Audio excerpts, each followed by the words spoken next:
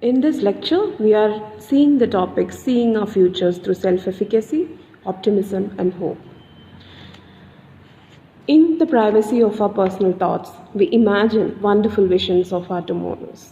The future is fascinating precisely because it holds seductive and positive possibilities. The future offers the chance to change things, to make them different and better. People want to feel as if they can make things happen to their satisfaction. This starts from the earliest baby and toddler days. On the other hand, future remains a place where people's fantasies and desires can produce the proverbial happy endings. The children in an environment were taught to look ahead and to focus on what they could accomplish in the land of opportunity. In the process of looking ahead, people run the risk of making their life extremely busy.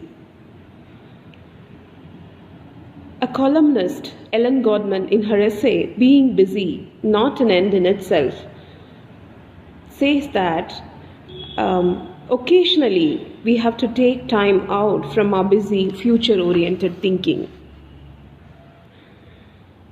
We first examine three major future-oriented temporal perspectives in this chapter: the positive psychology temporal perspectives, self-efficacy, optimism, and hope. We will explore the theories that guide these concepts along with the scales that measure each and associated research findings. We will discuss the potential balance among temporal orientations aimed at past, present, and future. We'll provide cautionary comments about how these future-oriented concepts may not apply everyone. Self-efficacy is a term found by Albert Bandura. It spread popularity to the point that it now may have produced more empirical research than any other topic in positive psychology. It is also said to be motivating by using the term, I think I can, I think I can. This belief that you can accomplish what you want is the core of self-efficacy idea. The self-efficacy construct rests upon a long line of historical thinking related to the sense of personal control.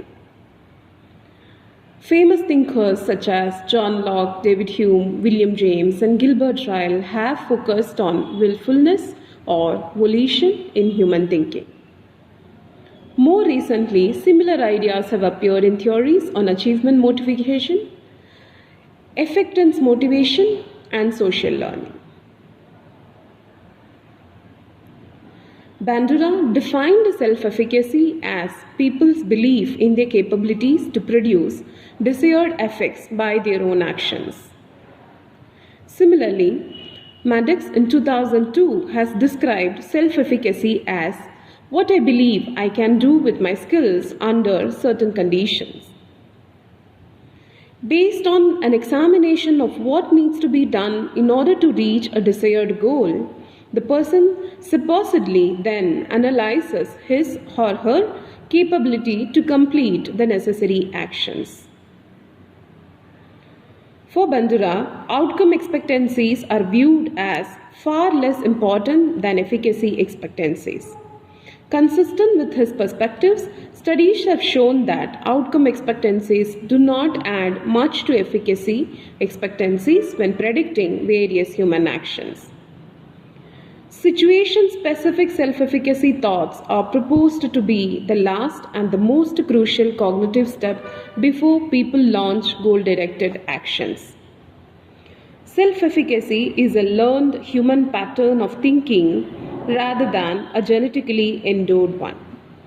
It begins in infancy and continues throughout the lifespan.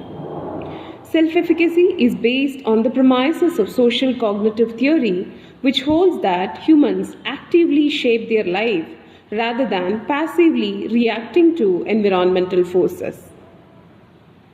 Humans have powerful symbolizing capacities for cognitively creating models of their experiences. Second, by observing themselves in relation to these cognitive models, people then become skilled at self-regulating their actions as they navigate ongoing environmental events. Thus, cognitive reactions influence the surrounding environmental forces that, in turn, shape subsequent thoughts and actions. Third, people and their personalities are a result of the situation-specific reciprocal interactions of thoughts, environment, which is leading to thoughts again. Given these social cognitive ideas, a developing child uses symbolic thinking with specific reference to the understanding of cause and effect relationship and learns self-efficacious, self-referential thinking by observing how she or he can influence the surrounding circumstances. Bandura proposed that the developmental antecedents of self-efficacy include previous successes in similar situations, modeling on others in the same situations, imagining oneself behaving effectively, undergoing verbal persuasion by powerful, trustworthy, expert, and attractive other people. Arousal and emotion. When physiologically aroused and experiencing negative emotions, our self-efficacy may be undermined, whereas such arousal paired with positive emotions heightens the sense of self-efficacy. When you look at the neurobiology of self-efficacy, it is likely that the frontal and prefrontal lobes of the human brain evolved to facilitate the prioritization of goals. When faced with a goal-directed task, especially the problem-solving that is inherent in much of self-efficacy thinking, the right hemisphere of the brain reacts to the dilemmas as relayed by the linguistic and abstract left hemisphere processes.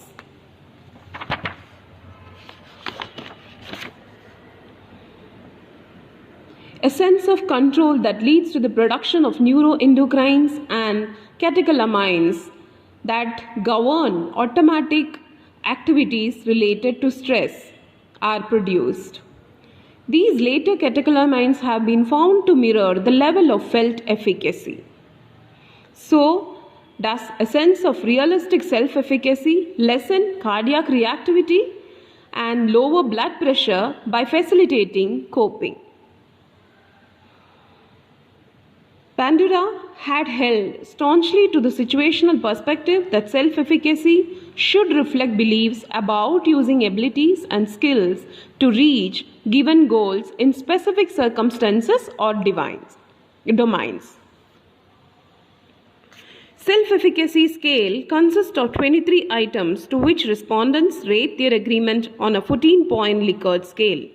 1 is strongly disagree, 2 14 strongly agree. Examples of some items include the following. When I make plans, I'm certain I can make them work. If I can't do a job the first time, I keep trying till I can. When I have something unpleasant to do, I stick to it until I finish it. More recently, Chen et al. 2001 have developed an 8-item new general self-efficacy scale. Its scores appear to relate positively to those on self-efficacy scale of Scherer et al.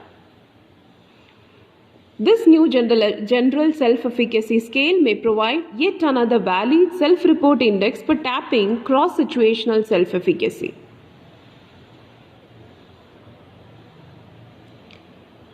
Contrary to the cross-situational perspective of the self-efficacy scale, Bandura suggests that any measurement of the individual sense of personal efficacy should be carefully tied to a given performance situation. Although the cross-situational efficacy scales produce significant correlations with other measures, it is when using such situation-specific measures that higher self-efficacy robustly and consistently has predicted lower anxiety, higher pain tolerance, better academic performance, more political participation, effective dental practices, continuation in smoking cessation treatment, and adoption of exercise and diet regimes. Self-efficacy has been implicated in successful coping with a variety of psychological problems. Lower self-efficacies have been linked with depression. Likewise, higher self-efficacy is helpful in overcoming eating disorders and abuse. Bandura was one of the first to take a positive strength-based approach when he posed that self-efficacy can play a productive role in dealing with psychological problems, and emphasized enablement factors that help people to select and structure their environments in ways that set a successful course. Positive psychology emphasizes on enhancing strength instead of lessening weakness. Health-related behaviors. Self-efficacy increases health-related behaviors and decreases unhealthy ones. Susceptibility to infections and the neurotransmitters that are implicated in stress management and the endorphins for muting pain can impact with the self-efficacy. Self-efficacy enhancement in the context of psychotherapy not only bolsters efficacious thinking for specific circumstances, but also shows how to apply such thinking across situations that the client may encounter. Psychotherapy may use one or more of the following 5 strategies for enhancing self-efficacy. Building successes, often through the use of goal setting and the incremental meeting of those goals. Using models to teach the person to overcome difficulties. Allowing the person to imagine himself or herself behaving effectively. Using verbal persuasion by a trustworthy psychotherapist. Teaching techniques for lowering arousal.